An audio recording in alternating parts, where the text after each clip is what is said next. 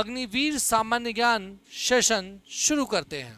पहला प्रश्न आप लोगों के सामने ये है, chief of defence staff committee के अध्यक्ष किसे नियुक्त किया गया है?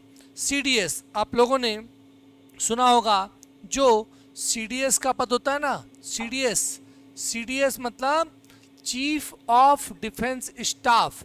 ये तीनों सेनाओं के जो प्रमुख होते हैं उनमें सबसे बड़ा पद है ये चीफ ऑफ डिफेंस स्टाफ का। तो ये क्या हुआ था, आप लोगों ने सुना होगा, बिपिन रावत भारत के पहले सीडीएस थे और हवाई जहाज दुर्घटना में उनकी मौत हो गई थी। तो अब जो वर्तमान में नए सीडीएस बनाए गए हैं उनके नाम, ये जो 4 ऑप्शन है उसमें से आपको बताना है। लेफ्टिनेंट जनरल अनिल चौहान, विवेक राम चौधरी, एडमिरल आर हरि कुमार या लेफ्टिनेंट जनरल मनोज पांडे। आपको सही उत्तर तक पहुंचना है। सभी का बहुत बहुत स्वागत है। जल्दी से वीडियो की लिंक को शेयर कर दो, जल्दी से वीडियो को लाइक कर दो, ज़्यादा से ज़्यादा लोगों तक इस वीडियो को पहुंचाओ। 3 घंटे की ये लगातार ऑब्जेक्टिव की जो क्लास रहती है उसमें 12 से 1 सीरीन मैम की क्लास हो चुकी है और अभी मेरी ये क्लास चल रही है। तो सही उत्तर पर हम आते हैं आप लोगों के लगातार। ठीक है, ओके। जीएस का पूरा सेशन करवा दूंगा मैं, आप चिंता मत करो।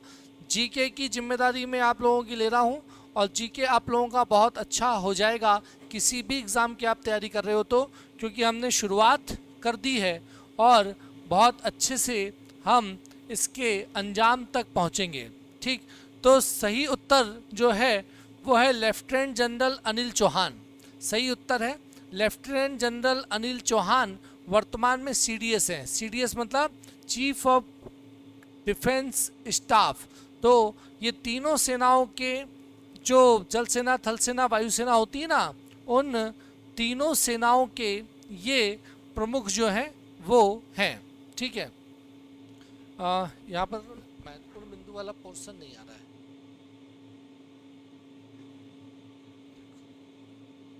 नेक्स्ट क्वेश्चन आ गया, चला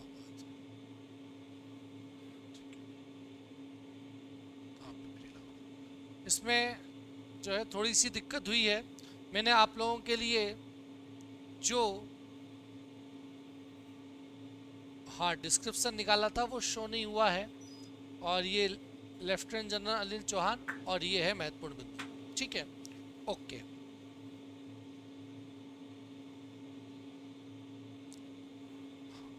तो महत्वपूर्ण बिंदु आप लोगों तक पहुंच रहे हैं। अब महत्वपूर्ण बिंदु क्लियर आप लोगों को दिख रहा होगा। महत्वपूर्ण बिंदु क्या है? वायुसेना अध्यक्ष विवेक राम चौधरी 27वें नंबर के हैं वर्तमान में। नौसेना अध्यक्ष एडमिरल आर हरि कुमार 25वें नंबर के हैं वर्तमान में। थल सेना अध्यक्ष लेफ्टिनेंट जनरल मनोज पांडे हैं जो कि 29वें नंबर के हैं। और इन सब में इन तीनों सेनाओं के प्रमुख से भी बड़े प्रमुख जो हैं वो चीफ ऑफ डिफेंस स्टाफ, तीनों सेनाओं में समन्वय वाला ये पद है और उसका उत्तर है लेफ्टिनेंट जनरल अनिल चौहान। ठीक है, ये सब आपको पीडीएफ फॉर्म में मिल जाएगा, चिंता ना करें। ठीक, आगे बढ़ते हैं और अगले क्वेश्चन पर आते हैं। अगला क्वेश्चन आप लोगों के लिए ये है, नागार्जुन सागर परियोजना का संबंध किस राज्य से है? नागार्जुन सागर परियोजना का संबंध किस राज्य से है? जल्दी से आप लोग सब कमेंट करके आंसर करें। भैया गुड मॉर्निंग, गुड आफ्टरनून सबसे हो गया है और फिर से कर लेता हूँ। आप लोग सब अच्छे से तैयारी में जुट जाओ, समय बहुत कम है आप लोगों की तैयारी के लिए और दिन भर क्लासेस चलती हैं यूट्यूब पर, सत्यादि शर्मा क्लासेस के मोबाइल एप्लीकेशन पर अटेंड करो। कहीं से भी डाटा की व्यवस्था करो बस, है ना। बस आपने डेटा की व्यवस्था कर ली तो आपका काम हो जाएगा। ठीक है, उत्तर आने लगे हैं और ज़्यादातर लोगों का जो उत्तर है वो सही है। नागार्जुन सागर परियोजना तेलंगाना में है और कौन सी नदी पर है ये भी क्वेश्चन आप लोगों के लिए जानना ज़रूरी है। तो नागार्जुन सागर परियोजना जो है वो याद रखें कृष्णा नदी पर। कौन सी नदी? कृष्णा। कृष्णा नदी जो है वो महाराष्ट्र के महाबलेश्वर से निकलती है। इसका उद्गम कहाँ से होता है? महाराष्ट्र का जो महाबलेश्वर है वहाँ से महाराष्ट्र के महाबलेश्वर से निकलती है और इसी नदी पर, कृष्णा नदी पर नागार्जुन सागर परियोजना है। ऐसे याद रख सकते हैं, कृष्णा यानी कि कृष्ण और नागार्जुन यानी कि अर्जुन। तो महाभारत में कृष्ण और अर्जुन का साथ तो आपने देखा ही होगा। तो कृष्ण और अर्जुन दोनों साथ में आपको याद रखना है, कृष्णा नदी और नागार्जुन सागर परियोजना। ठीक, और कौन सी नदी पर? कृष्णा नदी पर नागार्जुन सागर परियोजना। कौन से राज्य में? तेलंगाना में। कई सारी किताबों में आंध्र प्रदेश भी मिलेगा, तो आंध्र प्रदेश और तेलंगाना में कंफ्यूज मत होना। तेलंगाना आंध्र प्रदेश से 2014 में अलग हुआ है, तो पहले आंध्र प्रदेश सही था और अब सही उत्तर क्या है? तेलंगाना। तो कंफ्यूजन की कोई बात यहाँ पर नहीं है। और अगले प्रश्न पर अब हम इसके साथ ही आएंगे। अगले प्रश्न पर हम लोग आ जाते हैं। ठीक, महत्वपूर्ण बिंदु इस प्रश्न में भी आप लोगों के लिए रखे गए हैं। कोसी परियोजना, जैसे कोसी परियोजना की बात करें तो वो बिहार की, ऑप्शन में बिहार भी था ना। कोसी नदी पर कोसी परियोजना बिहार और नेपाल की संयुक्त परियोजना है। रिहंद परियोजना उत्तर प्रदेश की परियोजना है, रिहंद नदी पर ही है। हीराकुंड परियोजना उड़ीसा में, हीराकुंड परियोजना उड़ीसा में महानदी पर है। इसकी नदी बता देता हूँ मैं आपको, महानदी पर है हीराकुंड परियोजना, जिस पर सबसे लंबा बांध बना है भारत का। ठीक है, इसके बाद जो है पेरियार परियोजना केरल में पेरियार नदी पर है। मुल्ला पेरियार बांध भी जिसको बोला जाता है, वो आपको याद रखना है। बहुत इंपॉर्टेंट फैक्ट है, इंपॉर्टेंट तथ्य के साथ ये क्लास चल रही है और ये पीपीटी में सब आप लोगों को मिलेगा। निम्नलिखित में से कौन भारत की सतह से सतह पर मार करने वाली पहली बैलिस्टिक मिसाइल है? तो बैलिस्टिक मिसाइल सतह से सतह पर मार करने वाली, आर्मी की बैलिस्टिक मिसाइल सतह से सतह पर मार करने वाली जो मिसाइल है वो पहली बैलिस्टिक मिसाइल भारत की कौन सी सतह से सतह पर मार करने वाली पहली बैलिस्टिक मिसाइल है? पृथ्वी अग्नि नाग अस्त्र। इसका आंसर आप लोगों को जल्दी से देना है। ठीक है, जितना जल्दी आप आंसर करोगे उतने ज़्यादा क्वेश्चन हम लोग करवा पाएंगे और तक ये क्लास चलेगी। आपकी बैलिस्टिक मिसाइल है ये। पृथ्वी जिनका उत्तर था वो लोग खुश हो जाओ, सही उत्तर है। महत्वपूर्ण बिंदु ये जानना बहुत ज़रूरी है, क्योंकि पृथ्वी तो हमने पढ़ लिया, लेकिन इसके बारे में और डिटेल भी होना चाहिए ना आपके पास। तो पृथ्वी मिसाइल, इसका विकास 1983 में हुआ और यह भारत की पहली स्वदेशी बैलिस्टिक मिसाइल थी। भारत की पहली स्वदेशी बैलिस्टिक मिसाइल ये थी। आप लोगों को यदि ठीक से नहीं दिख रहा है तो मैं इसको थोड़ा सा जूम करके आप लोगों को दिखा देता हूँ, क्योंकि इम्पोर्टेंट फैक्ट है ये, महत्वपूर्ण तथ्य। पृथ्वी मिसाइल, इसका विकास 1983 में हुआ। ये भारत की पहली स्वदेशी बैलिस्टिक मिसाइल थी। इसका पहला परीक्षण 1988 में किया गया था। ठीक, तो पृथ्वी पहली है, उसके बारे में डिटेल हो गया। अग्नि मिसाइल लंबी दूरी की सतह से सतह पर मार करने वाली पहली मिसाइल है। इसके अलावा नाग मिसाइल फायर एंड फॉरगेट, यानी कि दागो और भूल जाओ वाली मिसाइल क्या कहलाती है? मतलब कौन सी मिसाइल है? दागो, फायर यानी दाग दो और भूल जाओ, तो वो है नाग। अस्त्र मिसाइल जो है सेना के पास, वो हवा से हवा में मार करने वाली है। अस्त्र और शस्त्र का अंतर समझते होगे ना आप लोग। एक शब्द होता है अस्त्र और एक शब्द होता है शस्त्र, सुना होगा आपने। तो शस्त्र मतलब जैसे तलवार हुआ, शस्त्र हुआ जिससे लड़ते हैं हाथ में ऐसे करके। जैसे ऐसे हथियार या ऐसी मिसाइल या ऐसा कोई भी अस्त्र, ये हालांकि सभी अस्त्र हैं जिसको दाग दिया जाता है, छोड़ दिया जाता है, जैसे बंदूक की गोली है ना। तो अस्त्र शस्त्र का अंतर समझो।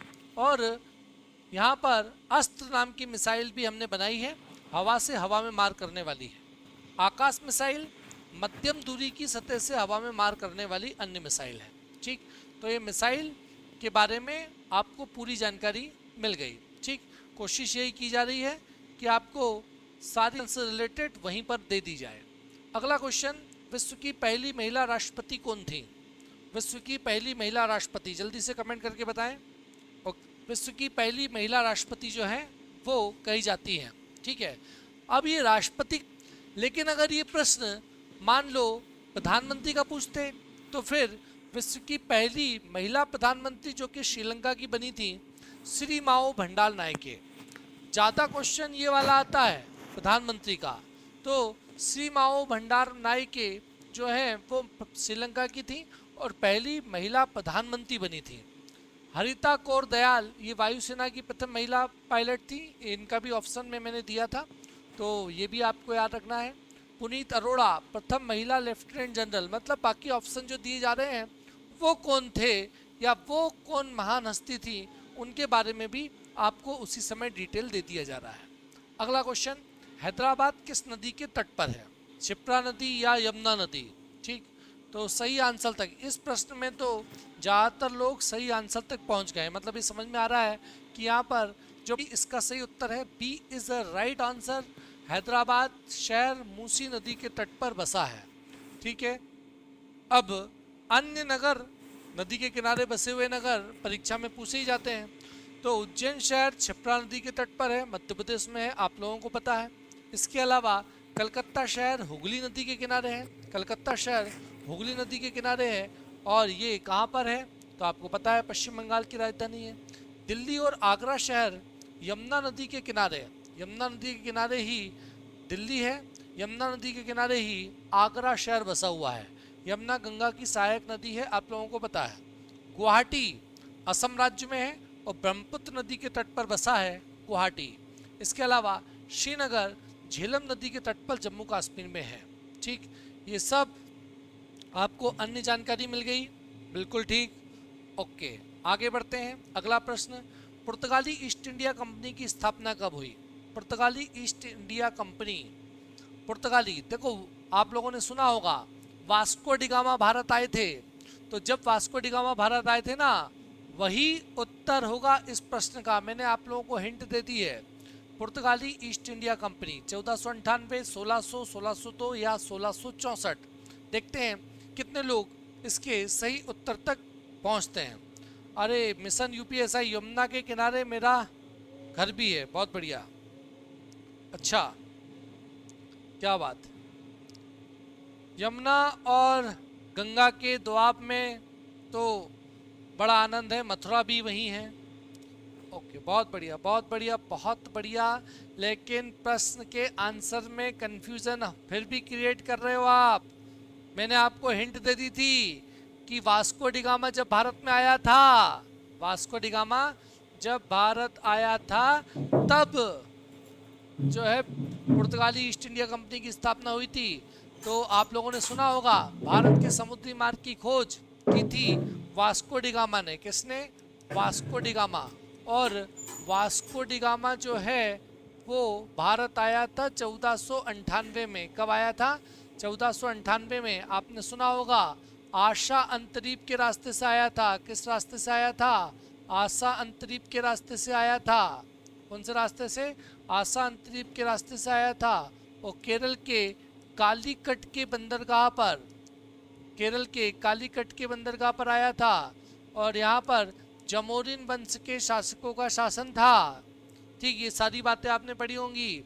तो पहले पुर्तगाली आए थे। इसकी एक ट्रिक भी मैं आपको बता देता हूँ, है ना। पहले कौन आया, बाद में कौन आया? ठीक है, तो पुत्र अंग्रेज, डैडी फ्रांसीसी। तो क्वेश्चन क्या है, इस बात को समझो आप। पुर्तगाली ईस्ट इंडिया कंपनी की स्थापना, तो मैंने ईस्ट इंडिया कंपनी, पुर्तगाली ईस्ट इंडिया कंपनी में सबसे पहले बताया पुत्र। पुत्र मतलब पुर्तगाली, यानी कि ये फॉर्मूला याद रख लेना आप। पुर्तगाली ईस्ट इंडिया कंपनी की स्थापना पहले हुई।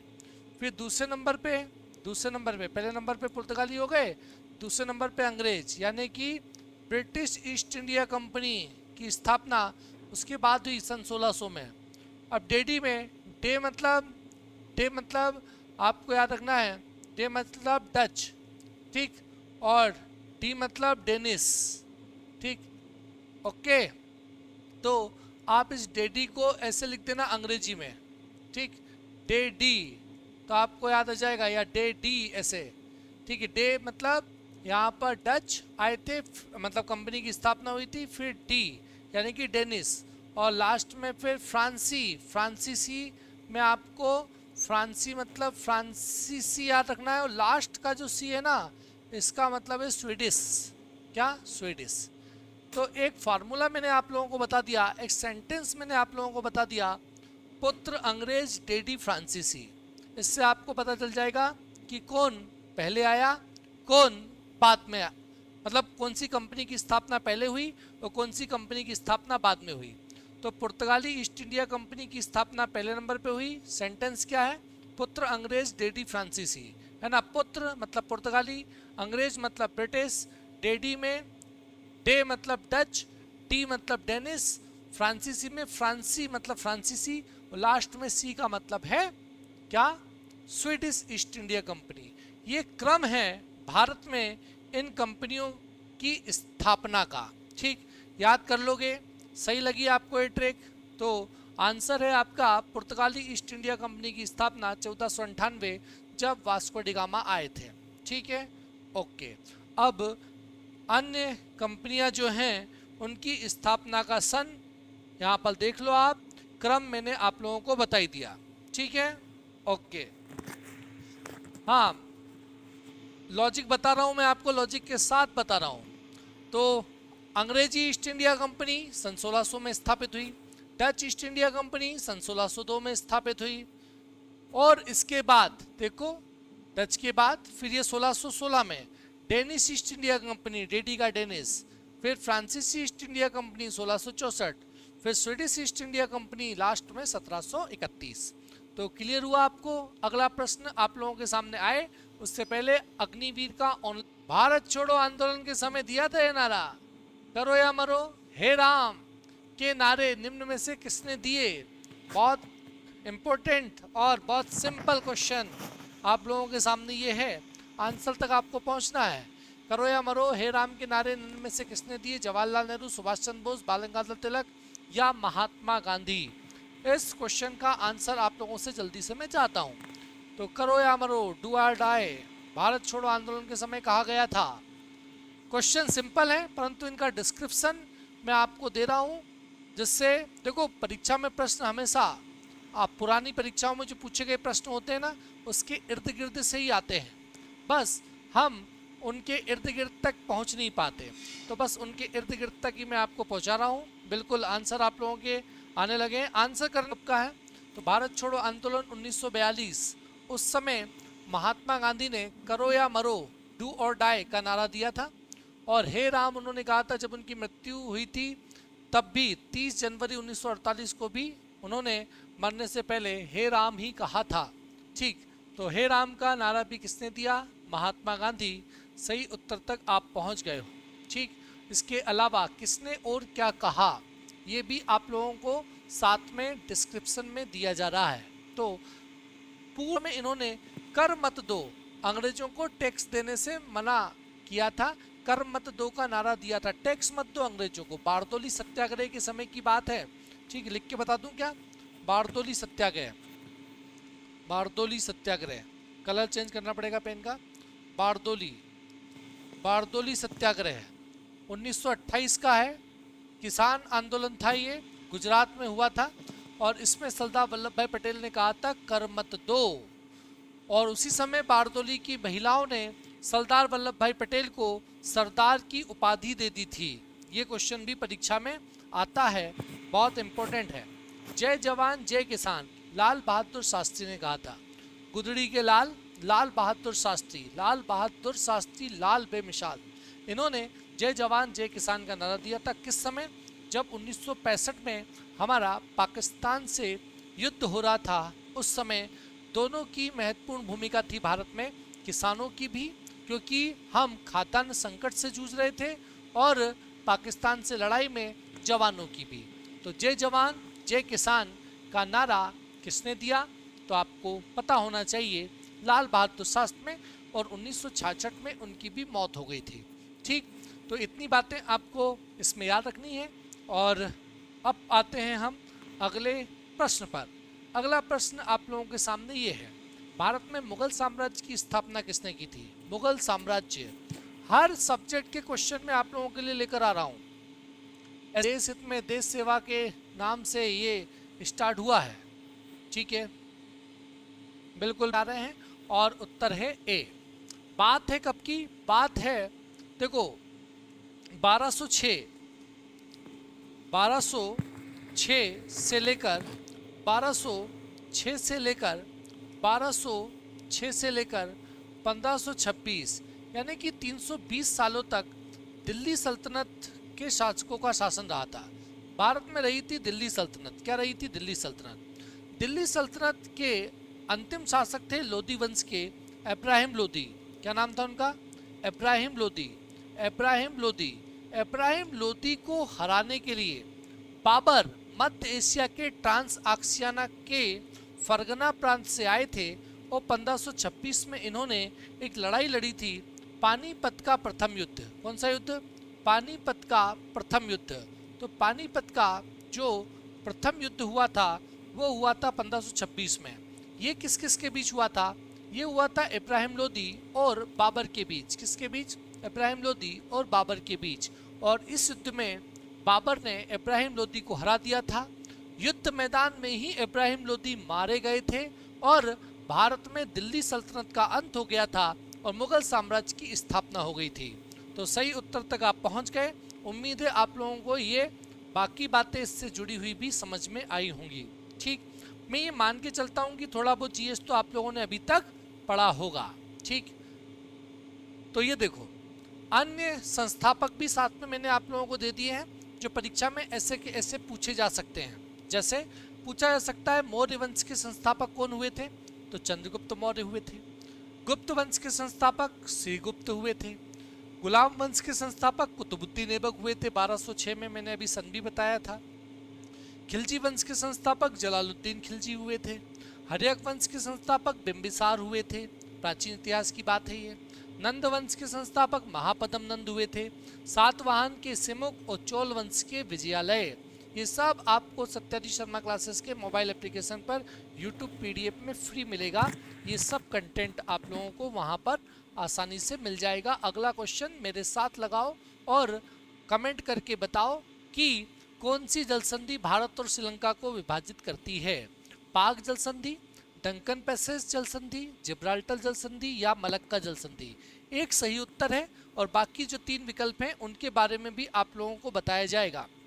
ठीक है, सुनीता अभिषेक श्रीवास्तव के साथ कोई संबंध इसका होगा, लेकिन नहीं, ये हिंद महासागर में भारत और श्रीलंका के बीच की जलसंधि है, पाक जलसंधि। इसके अलावा डंकन पैसेज जो विकल्प में है वो बताया तो मैं आपको, ईस्टलैंड द्वीप को छोटे अंडमान द्वीप, लिटिल अंडमान द्वीप से अलग करने वाली जलसंधि है, यानी कि ये कहाँ की है? ये बंगाल की खाड़ी वाले क्षेत्र की है, हिंद महासागर की। जिब्राल्टर जलसंधि भूमध्य सागर अटलांटिक महासागर को जोड़ती है। स्पेन और मोरक्को, अफ्रीका का देश है मोरक्को और यूरोप का देश है स्पेन, इनको जोड़ती है। मलक्का जलसंधि अंडमान सागर और दक्षिण चीन सागर को जोड़ने का काम करती है और स्थान कहाँ है? इंडोनेशिया और मलेशिया 2 देश हैं।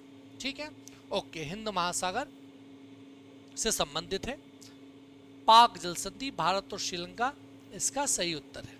अगला प्रश्न आप लोगों के सामने ये है, निम्न में से संयुक्त अरब अमीरात यूएई, संयुक्त अरब अमीरात आप लोगों ने सुना होगा, यूएई संयुक्त अरब अमीरात या यूएई। तो संयुक्त अरब अमीरात जो कि अरब कंट्री है ना, की राजधानी क्या है वो भी बताना है और मुद्रा भी बताना है। क्या अबू धाबी राजधानी और दिरहम मुद्रा है? क्या ताइपे राजधानी और डॉलर मुद्रा है? क्या नई दिल्ली राजधानी रुपया मुद्रा है? क्या ढाका राजधानी और टका मुद्रा है? इसका सही उत्तर आप लोगों को पता है।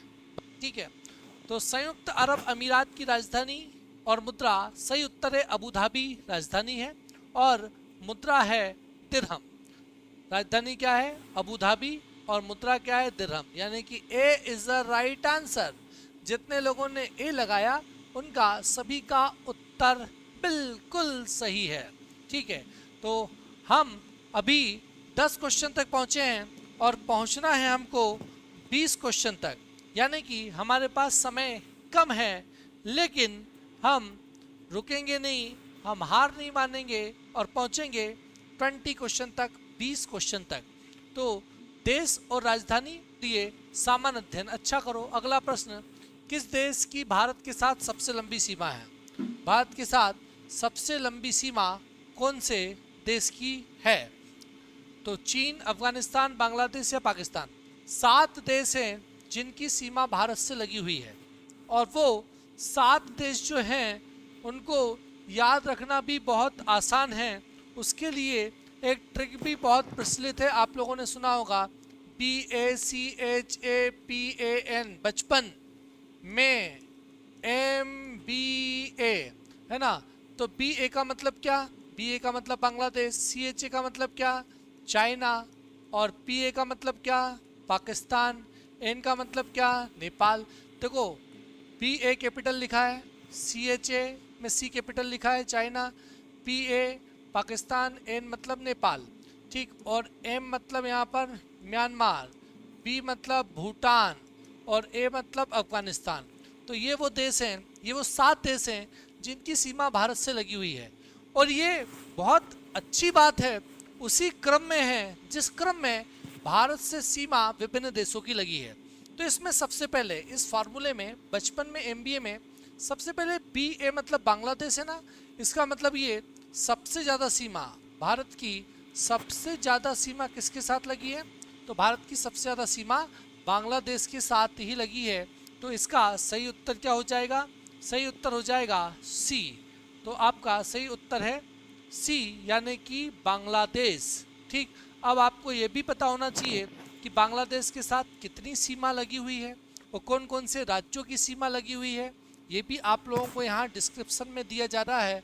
आप लोगों की बहुत हेल्पफुल होगा ये, आप लोगों के लिए बहुत इम्पोर्टेंट साबित होगा ये पूरा डिटेल जो आप लोगों को दिया जा रहा है। पर थोड़ा समय निकालो, सामान्य अध्ययन मैं आप लोगों का अच्छा करवाऊंगा, GS में पूरे के पूरे नंबर मैं आप लोगों के दिलवाऊंगा। इसकी चिंता आप छोड़ दो कि GS में आपको कोई परेशानी होगी। अगला क्वेश्चन, नाथुला दर्रा किस राज्य या केंद्र शासित प्रदेश में स्थित है? नाथुला दर्रा, हिमाचल प्रदेश, सिक्किम, अरुणाचल प्रदेश, उत्तराखंड। इस नाथुला दर्रे के बारे में मैं आपको बता दूं, ये जो नाथुला दर्रा है ना, ये भारत और चीन के बीच व्यापारिक मार्ग उपलब्ध करवाता है। मैं आपको हिंट दे रहा हूं कि भारत और चीन के बीच, किसके बीच? भारत और